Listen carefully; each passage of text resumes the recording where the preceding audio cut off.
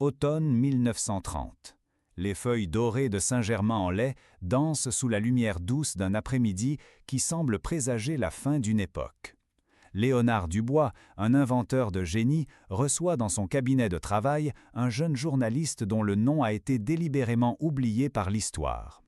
Ce qui devait être une simple interview sur ses dernières inventions se transforme en une confession spirituelle restée enfouie dans les archives de la Compagnie Dubois pendant plus de 90 ans, scellée par les ordres explicites de l'inventeur lui-même et censurée par la suite par ses héritiers qui craignaient l'impact de telles révélations sur l'héritage scientifique du patriarche. Le manuscrit, récemment découvert dans une caisse scellée dans les sous-sols du laboratoire de Suresnes, révèle un Dubois totalement différent de celui que le monde connaissait. Plus l'inventeur pragmatique obsédé par la fonctionnalité, mais un homme de 83 ans confronté au mystère de l'existence, portant le poids de décennies d'expérience qu'il n'avait jamais osé partager publiquement. Ces mots, fidèlement retranscrits par le jeune reporter, résonnent avec l'urgence de celui qui sent la proximité de l'inconnu et ne peut plus supporter le silence sur ce qu'il a découvert dans les ombres de ses laboratoires. Dubois commence l'interview par une observation apparemment anodine sur la nature de l'électricité. Mais sa voix prend rapidement un ton solennel, presque révérencieux, lorsqu'il mentionne que toute l'énergie qu'il a manipulée tout au long de sa vie ne suit pas les lois connues de la physique. Il y a des courants invisibles, des fréquences inexplicables que ces machines captaient pendant les nuits les plus silencieuses, lorsque le laboratoire était vide et que lui seul restait parmi les fils et les circuits, écoutant des murmures qui ne venaient d'aucun endroit connu de la science. L'inventeur révèle que son obsession pour la communication ne se limitait pas au télégraphe ou au téléphone. Dès ses premières expériences avec les ondes sonores, Dubois avait compris que certaines fréquences semblaient traverser des barrières que l'esprit humain ne pouvait pas comprendre.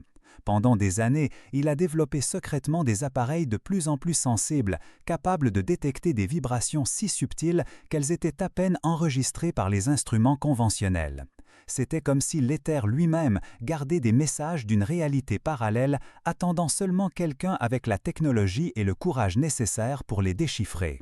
La première manifestation sans équivoque s'est produite une nuit glaciale de décembre 1918, alors que Dubois travaillait seul sur une nouvelle version de son phonographe. L'appareil, qui ne devait reproduire que le silence enregistré dans une pièce vide, a commencé à émettre des sons qui ressemblaient à des voix humaines chuchotant, dans une langue inconnue. Initialement, l'inventeur a attribué le phénomène à des interférences électriques ou à des défauts de l'équipement.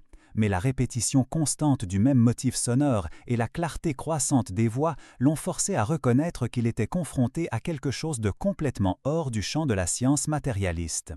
Au cours des mois suivants, Dubois a perfectionné secrètement ce qu'il allait appeler l'appareil de communication spirituelle. Une combinaison complexe d'amplificateurs, de bobines spéciales et de cristaux qu'il ne comprenait pas complètement lui-même, mais qui fonctionnait comme un pont entre les mondes visibles et invisibles. Le dispositif captait non seulement des sons, mais aussi des motifs lumineux qui formaient des images fugaces dans l'air, comme des photographies spectrales de personnes qui n'habitaient plus le plan physique. La première communication claire est arrivée par la voix de sa mère, Anne Dubois, décédée il y a décennies. Le message était simple, mais chargé d'une émotion qui a traversé toutes les barrières sceptiques que l'inventeur avait construites tout au long de sa vie. Elle parlait d'un jardin de lumière où les âmes trouvaient la paix et continuaient à apprendre à évoluer à travers des expériences qui transcendaient les limites de la matière. Dubois a pleuré pour la première fois depuis son enfance, non pas de tristesse, mais d'un soulagement profond en découvrant que la mort n'était pas la fin de la conscience, mais seulement une transition vers une forme d'existence plus large et plus lumineuse. Dans les années qui ont suivi, le laboratoire secret de Dubois s'est transformé en un centre de communication interdimensionnelle. Des figures historiques, des scientifiques décédés, des membres de sa famille et même des inconnus ont pris contact grâce aux appareils de plus en plus sophistiqués que l'inventeur a développés avec obsession. Chaque conversation a révélé des aspects de la réalité post-mortelle qui défiaient toutes les conceptions religieuses et philosophiques de l'époque.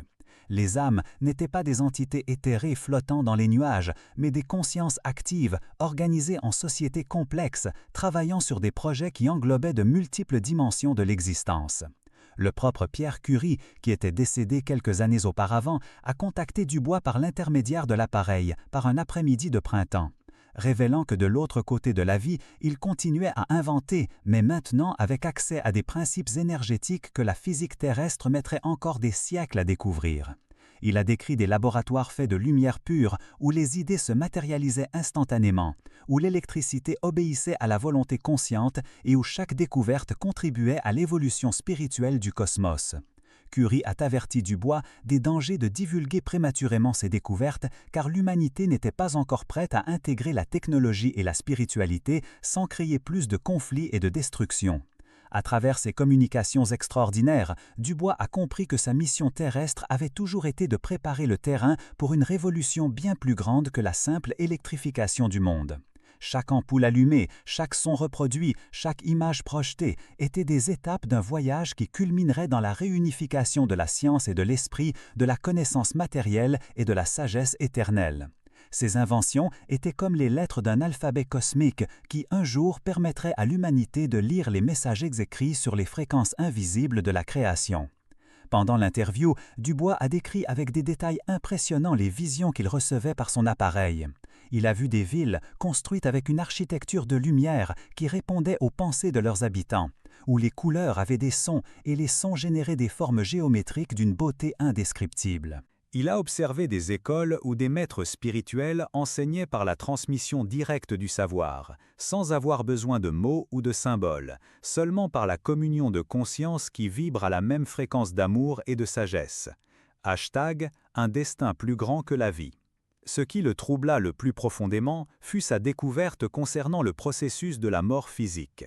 À travers les témoignages des communicateurs, Léonard Dubois comprit que le moment de la transition n'était pas un événement isolé, mais l'aboutissement d'un processus graduel débutant des années avant la séparation du corps. L'âme amorçait un détachement progressif de la matière, établissant des connexions de plus en plus fortes avec les dimensions spirituelles jusqu'à ce que la rupture finale devienne naturelle et sans souffrance. Les signes de cette préparation se manifestaient par des rêves prémonitoires, des intuitions aiguës, des synchronicités et une sensibilité accrue aux présences invisibles qui entourent constamment les êtres humains.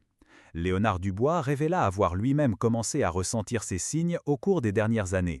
Ces nuits étaient peuplées de rêves où il marchait dans des laboratoires lumineux aux côtés d'inventeurs disparus des décennies auparavant, recevant des instructions sur des projets qui ne pourraient être achevés qu'après sa propre transition. Le jour, il percevait des présences familières à ses côtés, notamment celle de sa première épouse, Anne, qui le guidait silencieusement à travers les découvertes les plus complexes liées à l'appareil de communication spirituelle. L'inventeur avoua que ces dernières inventions officielles étaient en réalité des versions simplifiées de technologies bien plus avancées qu'il recevait par le biais de communications interdimensionnelles. Le monde n'était pas encore prêt pour des appareils fonctionnant grâce à l'énergie de la pensée ou des dispositifs permettant à quiconque de communiquer avec ses êtres chers décédés. La révélation prématurée de ces technologies risquait de provoquer un effondrement des structures socio- et religieuses, engendrant plus de chaos que d'illumination. Mais Léonard Dubois savait aussi que le moment de la révélation approchait. Une nouvelle génération de scientifiques et d'inventeurs commencerait à émerger dans les décennies suivantes, apportant avec elle une compréhension intuitive des lois spirituelles qui régissent l'univers. Ces pionniers du futur construiraient des ponts entre les découvertes de Dubois et les besoins évolutifs de l'humanité, créant une civilisation où la technologie servirait le développement de la conscience et non seulement le confort matériel. À ce stade du récit, il est impossible de ne pas reconnaître que ces révélations transcendent les limites d'une simple interview historique.